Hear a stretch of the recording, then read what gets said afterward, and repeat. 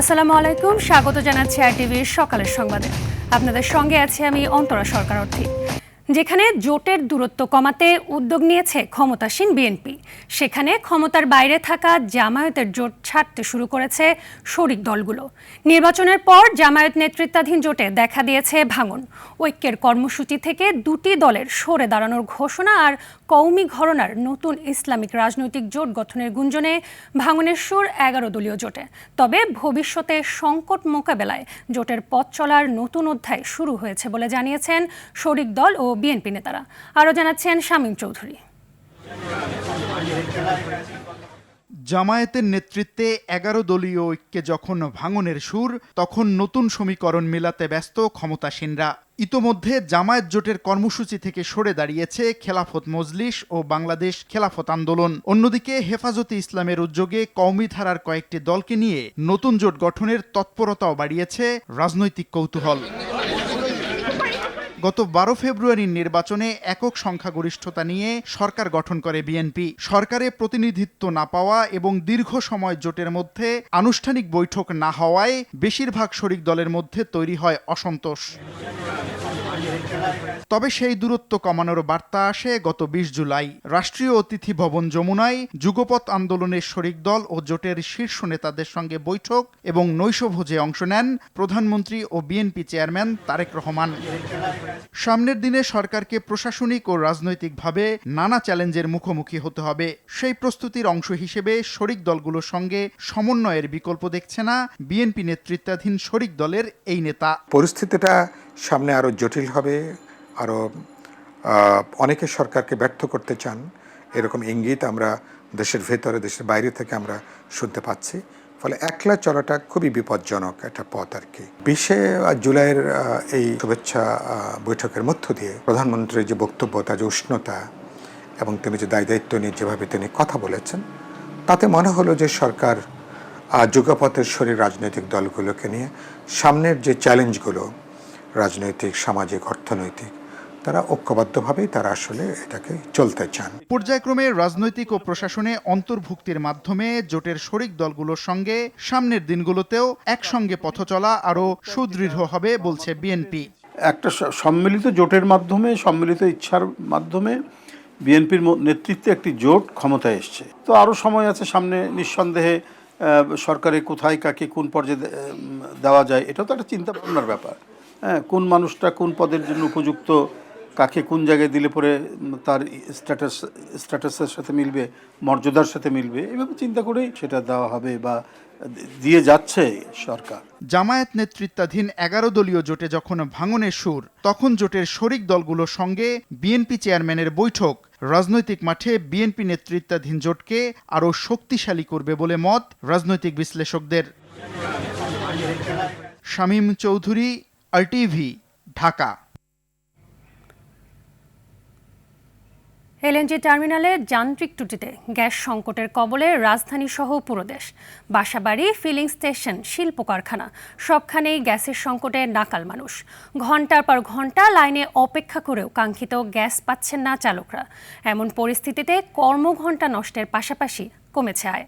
CNG station সংশ্লিষ্টরা বলছেন, সারাদিনেও pressure না ওঠায় লাইনে গ্যাস থাকছে না, বাধ্য হয়ে বন্ধ রাখতে হচ্ছে স্টেশন। আর্থিক ক্ষতির মুখে পড়েছে তারাও। দ্রুতই গ্যাস সমস্যার সমাধান চান ব্যবহারকারীরা।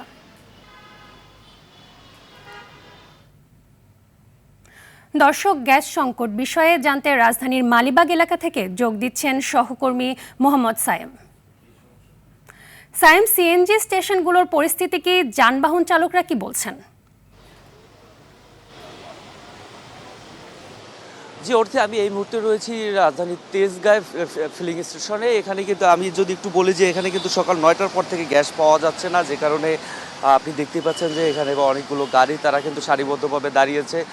দীর্ঘক্ষণ অপেক্ষা করার পরেও তারা কিন্তু গ্যাস পাচ্ছে না। আমরা কিছুক্ষণ আগেও দেখেছি যে বা ক্ষণে ক্ষণে কিন্তু যারা সিএনজি চালক রয়েছেন তারাও কিন্তু এখানে এসে ঘুরে যাচ্ছেন গ্যাস না পাওয়ার কারণে।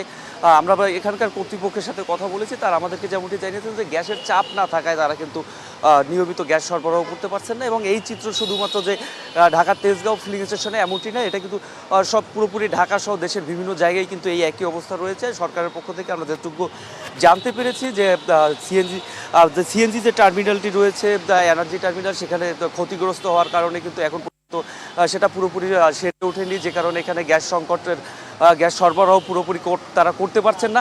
পাশাপাশি যারা এখানকার যারা পরিবহন চালক রয়েছেন, বিশেষ করে বিভিন্ন প্রতিষ্ঠানের যে গাড়িগুলো রয়েছে, প্রাইভেট কারগুলো রয়েছে, সিএনজি চালক যারা রয়েছে, তারা কিন্তু এটাকে অভিযোগ করেছেন যে এই সিএনজি মালিক অ্যাসোসিয়েশন যারা রয়েছে তারা তাদের কমিশন বাড়ানোর জন্য তারা সরকারকে আলটিমেটাম দিয়েছেন, অর্থাৎ 23 আগস্ট পর্যন্ত কমিশন তাদেরকে যদি 8 টাকা থেকে 13 টাকা না বাড়ানো হয় সেক্ষেত্রে তারা সিএনজি স্টেশনগুলো বন্ধ করে দেবেন। এই কারণে কৃত্রিম সংকটেরও কিন্তু অভিযোগ এখানকার যারা চালক যারা রয়েছেন তারা কিন্তু এই ধরনের অভিযোগ করছেন। আমরা এখানকার যারা কর্তৃপক্ষ রয়েছে তাদের সাথে কথা বলে এখন পর্যন্ত সর্বশেষ যেটুকু জানতে পেরেছি যে গ্যাস সরবরাহ কম থাকায়, পর্যাপ্ত চাপ না থাকায় তারা কিন্তু গ্যাস সরবরাহ করতে পারছেন না। এই ছিল আমার কাছে তেজগাঁও থেকে সর্বশেষ। অর্থী, ধন্যবাদ আপনাকে। গ্যাস সংকটের প্রভাব নিয়ে আরও জানাতে গাজীপুর কালিয়াকৈর থেকে সরাসরি যুক্ত হচ্ছেন সহকর্মী কামাল হোসেন বিপ্লব। কামাল, গ্যাসের কারণে কারখানাগুলোতে উৎপাদনের উপর কেমন প্রভাব পড়েছে, কোনো সমাধান কি এখনো এসেছে জানাবেন?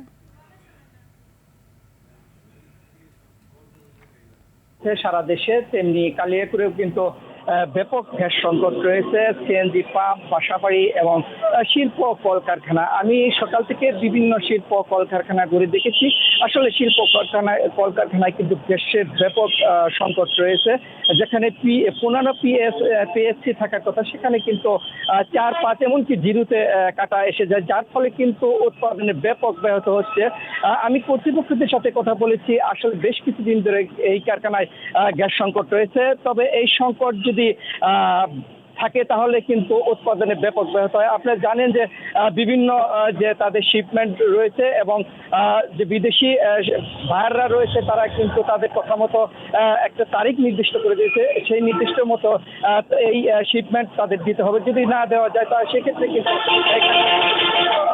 সেখান থেকে যে মূল্যস্ফীতি সেখানে সেই টাকাটা পাচ্ছে না, যার ফলে আগামী 5, 6 বা 10 তারিখের মধ্যে যে শ্রমিকদের বেতন দেওয়া হবে সেই বেতন নিয়ে কিন্তু ব্যাপক সংকটে রয়েছে কারখানা কর্তৃপক্ষ। আপনাকে জানাই, এদিকে সিএনজি পাম্প সকাল থেকে কিন্তু বিভিন্ন সিএনজি পাম্পে গাড়ি সিএনজি গ্যাসের সংকট রয়েছে, যার ফলে কিন্তু লাইনের পর লাইন সিএনজিতে গাড়িগুলো দাঁড়িয়ে আছে। এদিকে আমি বাসাবাড়িতেও খবর নিয়েছি, বেশ কিছুদিন ধরে বাসাবাড়িতে গ্যাস সংকট রয়েছে।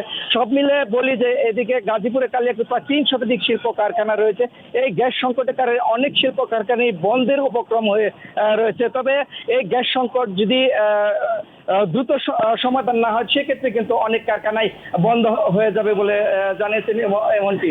জি অর্থী, এই ছিল গ্যাস সংকট নিয়ে কারখানার সর্বশেষ খবর। ধন্যবাদ আপনাকে। ইলিশের বাড়ি চাঁদপুরে এবার ভরা মৌসুমেও দেখা দিয়েছে চরম ইলিশের আকাল। পদ্মা মেঘনায় কাঙ্ক্ষিত পরিমাণে না পাওয়ায় হতাশ জেলে, আড়তদার ও ব্যবসায়ীরা। উৎপাদন কমে যাওয়ায় দামও চলে গেছে নাগালের বাইরে। নদীতে ইলিশ না থাকার কারণ অনুসন্ধানে মাঠে নেমেছে সরকারের উচ্চ পর্যায়ের একটি বিশেষজ্ঞ দল। চাঁদপুর থেকে শরীফ চৌধুরীর তথ্যচিত্রে জানাচ্ছেন লিওন আজাদ। দেশের অন্যতম বৃহৎ মৎস্য অবতরণ কেন্দ্র চাঁদপুর বড় স্টেশন মাছঘাট। জুলাই মাস থেকে ইলিশের ভরা মৌসুম শুরু হলেও এখানে নিয়ে চিরচেনা সেই ব্যস্ততা। পাইকারি বাজারেও চলছে ইলিশের হাহাকার।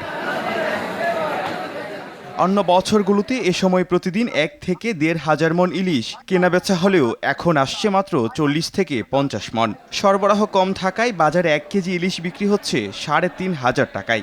নদীতে ওই পরিমাণ মাছ না থাকার কারণে মাছের দামটা অনেকটা বেশি। অন্যান্য মৌসুমের তুলনায় মাছ এবারকার নাই বললেই চলে। মাছ ঘাটের বহুত ব্যবসায়ী চলে যাইতেছে, আমাদের অবস্থা করণীয় হয়ে যাইতেছে। লোকালি যদি এত দাম হয়, একজন সাধারণ মধ্যবিত্ত মানুষ কিভাবে ইলিশ মাছ খাবে? এদিকে ব্যবসায়ী নেতা বলছেন কারেন্ট জালের ব্যবহার, নদী দূষণ ও মেঘনা নদীর বিভিন্ন ডুবোচরের কারণে ইলিশ কমে যাচ্ছে। একদিকে আমরা অভিযান সঠিকভাবে পরিচালনা করতে হবে, নদীর নব্যতাগুলি ঠিক করতে হবে। অনেক জায়গায় উঁচা চর পড়ে গেছে, মাছ গভীর সমুদ্র থেকে আমাদের এই নদীতে মোহনায় ঢুকতেছে না।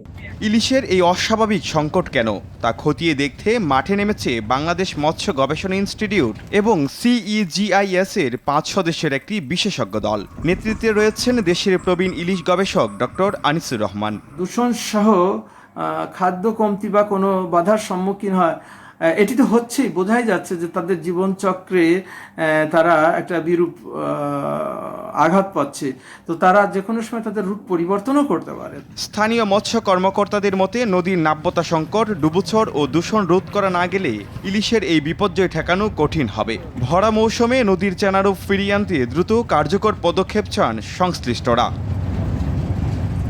Leone Azad, RTV। জুলাইয়ের রক্তাক্ত অধ্যায়ের পর 24-এর 1 আগস্ট তথা 32 জুলাই শিক্ষার্থীদের আন্দোলন প্রবেশ করে এক নতুন পর্যায়ে। শহীদদের স্মরণে দেশ জুড়ে পালিত হয় রিমেম্বার দ্য হিরোজ কর্মসূচি। ডিবি হেফাজত থেকে মুক্তি পান বৈষম্য বিরোধী ছাত্র আন্দোলনের 6 সমন্বয়ক। একই দিনে সরকার জামায়াতে ইসলামী, ইসলামী ছাত্র শিবির ও তাদের অঙ্গ সংগঠনকে নিষিদ্ধ ঘোষণা করে গ্যাজেট প্রকাশ করে। নানা প্রেক্ষাপটে গণ অভ্যুত্থানের আগের গুরুত্বপূর্ণ সেই বিশেষ দিনটি নিয়ে আরও জানাচ্ছেন আব্দুর রহিম। আগের দিনের কর্মসূচির ধারাবাহিকতায় 32 জুলাই তথা 1 আগস্ট সারা দেশে পালিত হয় রিমেম্বার দ্য হিরোজ। জুলাই আন্দোলনে নিহতদের স্মরণে বিশ্ববিদ্যালয় ক্যাম্পাস, শিক্ষা প্রতিষ্ঠান ও বিভিন্ন স্থানে দেওয়াল লিখন, গ্রাফিটি কর্মসূচির আয়োজন করা হয়। দিনটির আরেকটি বড় ঘটনা ছিল ডিবি হেফাজতে থাকা বৈষম্য বিরোধী ছাত্র আন্দোলনের 6 সমন্বয়কের মুক্তি। কয়েকদিন ধরে আটকে রাখার পর তাদের ছেড়ে দেওয়া হয়। মুক্তি পাওয়ার পর সমন্বয়কের আন্দোলনের কর্মসূচি চালিয়ে যাওয়ার ঘোষণা দেন। যখন তারা দেখলো যে আমরা কোনোভাবেই রাজি হচ্ছি না, তখন তারা ব্ল্যাকমেইল করা শুরু করে এবং নানাভাবে হুমকি ধমকি দেওয়া শুরু করে। আমাদের মধ্যে বাকেরকে মারধরও করা হয়। চেক করে দেখা যায় শারীরিক অবস্থা ভালো না, পরে আমাদের ফ্যামিলি মেম্বারদেরকে ডেকে এনে তাদের জিম্মায় আমাদেরকে ছেড়ে দেয়। এবং ছাড়া পাওয়ার পরে মোটামুটি আন্দোলনটা বোঝার চেষ্টা করছিলাম কী পরিস্থিতি এবং আন্দোলন পর্যবেক্ষণ করার চেষ্টা করতেছিলাম। তো তখন আমাদের মনে হচ্ছিল যে এক দফা ঘোষণা করার সময় আসতেছে। একই দিনে সরকার সন্ত্রাস বিরোধী আইনের আওতায় জামাত ইসলামী, ইসলামী ছাত্র শিবির ও তাদের অঙ্গ সংগঠনকে নিষিদ্ধ ঘোষণা করে প্রজ্ঞাপন জারি করে। সিদ্ধান্তটি দেশ জুড়ে ব্যাপক রাজনৈতিক আলোচনা ও প্রতিক্রিয়ার জন্ম দেয়। এই অবস্থায় এসে জামাত ইসলামীকে এবং ছাত্র শিবিরকে নিষিদ্ধ ঘোষণা করা হলো।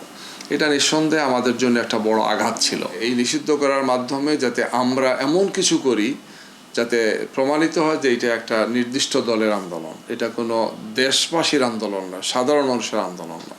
দ্বিতীয় হচ্ছে যে আমরা এই ঘটনাকে কেন্দ্র করে হয়তো বড় আকারের কোনো শোডাউন করবো, আমাদের উপর আবার নতুন করে তারা ক্র্যাকডাউন করবে। কিন্তু আমরা এই দুটো ফাঁদেই পা দেই নাই। এদিকে বাংলাদেশের পরিস্থিতি নিয়ে আন্তর্জাতিক অঙ্গনেও ব্যাপক আলোচনা শুরু হয়। সাম্প্রতিক সহিংসতার ঘটনায় তদন্তের জাতিসংঘের ফ্যাক্ট ফাইন্ডিং মিশন পাঠানোর বিষয়ে আলোচনার সামনে আসে। একই সময়ে আহতদের চিকিৎসা চলতে থাকে বিভিন্ন হাসপাতালে, আর আন্দোলনকারীরা পরবর্তী কর্মসূচির প্রস্তুতি নিতে থাকেন। শহীদদের স্মরণ, সমন্বয়কদের মুক্তি এবং সরকারের সিদ্ধান্ত সব মিলিয়ে দিনটি জুলাই গণ অভ্যুত্থানের ইতিহাসে একটি গুরুত্বপূর্ণ অধ্যায় হয়ে আছে। আব্দুর রহিম, RTV, ঢাকা। প্রেম, প্রণয় কিংবা বিয়ে, সেই রঙিন স্বপ্নই কখনো কখনো হয়ে ওঠে সুপরিকল্পিত কোনো প্রতারণার ফাঁদ। সেই ফাঁদে পা দিয়ে নিঃস্ব ইতালি প্রবাসী এক বাংলাদেশি।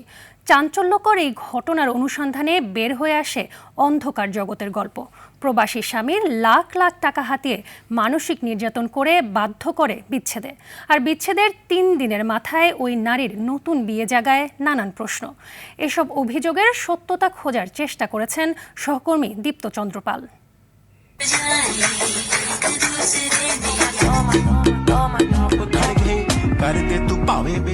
নাম মরিয়ম ইসলাম লামিয়া, মুখে মিষ্টি হাসি আর সামাজিক যোগাযোগ মাধ্যমে আভিজাত্যের প্রকাশ।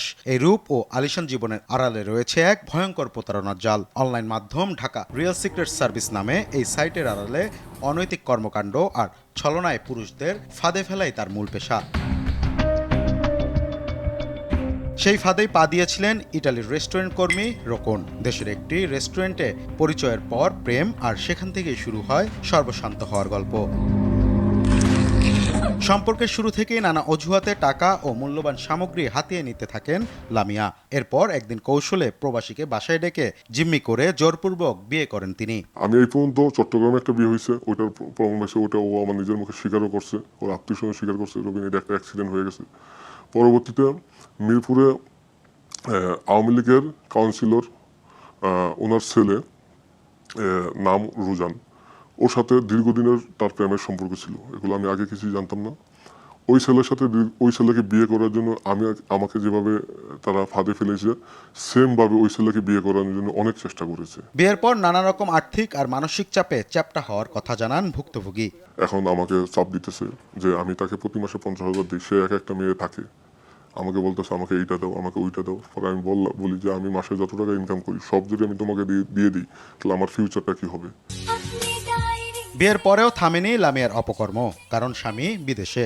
সন্দেহ হলে দেশে ফিরে জানতে পারেন স্ত্রী অনলাইন প্ল্যাটফর্মে কলগাল হিসেবে যুক্ত। এভাবে আমাকে প্রতিনিয়ত চাপ দিতে থাকে। চাপ দেওয়ার পরে তার সাথে সে সুযোগ নেয়, 1 সপ্তাহ 2 সপ্তাহ পরেই সে এরকম নিখোঁজ হয়ে যায়। তখন মানে এটা তার প্ল্যান কি, আমি প্রতি মাসে সে আমার কাছে টাকা নিবে, আমি প্রতি মাসে 10 থেকে 11 তারিখে বেতন পাই, এরকম সে নিখোঁজ হয়ে 1 সপ্তাহ 2 সপ্তাহ আমার সাথে কথা বলে। প্রতারণার এখানেই শেষ নয়, অভিযোগ আছে 30 জুন তালাক দিয়ে 3 জুলাই নতুন বিয়ের পিড়িতে বসেন লামিয়া। সে জুন মাসের 30 তারিখে ডিভোর্স দিয়া জুলাই মাসের 3 তারিখে সে বিয়ে করে। মারাত্মক এসব অভিযোগের সত্যতা জানতে তার বাসায় আরটিভির অনুসন্ধানী টিম। নিজের কুকীর্তি স্বীকার না করলেও বাড়ির গার্ড জানান তার বিয়ের কথা। ডিভোর্স আমি অনেক আগে দিয়েছি। কবে দিয়েছেন? 1 বছর আগে ডিভোর্স দিয়েছি। কাজী অফিসের থেকে কাগজ যেটা তুললাম ওখানে তো 30 তারিখ লেখা। আচ্ছা, আমার লাইফ আপনার প্রবলেম কি? আমার এনে দুইটা বিয়ে হইছে, আপনি পাঠায়েন, ঠিক আছে? আচ্ছা, ঠাকুর কাজে আমার সাথে করেন না। আমার হাজবেন্ডের সাথেই থাকে। হ্যাঁ, এটা সব সময় থাকে না, মাঝে মধ্যে থাকে। ডিজিটাল প্ল্যাটফর্মের মাধ্যমে প্রতারণার সুনির্দিষ্ট অভিযোগ পাওয়া গেলে সংশ্লিষ্টদের বিরুদ্ধে কঠোর আইনি ব্যবস্থার আশ্বাস প্রশাসনের। অনলাইনে, টেলিগ্রামে, ফেসবুক কেন্দ্রিক কিছু গ্রুপ আছে এবং এর বাইরে হোয়াটসঅ্যাপেও এসব গ্রুপের কথা জানা যায়। তো এদের ব্যাপারে পুলিশ তৎপর আছে। আপনারা দেখবেন যে মাঝে মধ্যেই আমাদের সাইবার টিম এবং থানার টিম এই হানি ট্র্যাপের সঙ্গে সংশ্লিষ্ট যারা তাদেরকে অভিযান চালিয়ে গ্রেপ্তার করছে।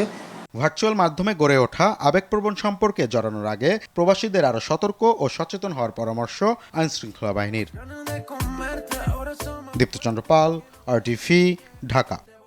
আজ যাবেন গোপন বন্দিশালা পরিদর্শনে যাচ্ছেন আন্তর্জাতিক অপরাধ ট্রাইব্যুনালের 3 বিচারক। রাজধানীর উত্তরা র্যাব 1 কার্যালয়ের অবস্থিত র্যাবের বন্দিশালা খ্যাত task force for interrogation TFI cell পরিদর্শনে বিচারকদের সঙ্গে থাকবেন চিফ প্রসিকিউটরের নেতৃত্বে প্রসিকিউশন টিম, পলাতক আসামিদের রাষ্ট্রনিযুক্ত আইনজীবী এবং সাংবাদিকরা। বিচারকদের ঘটনাস্থল পরিদর্শনে ন্যায় বিচারে গুরুত্বপূর্ণ ভূমিকা রাখবে বলে মনে করছেন আইনজীবীরা।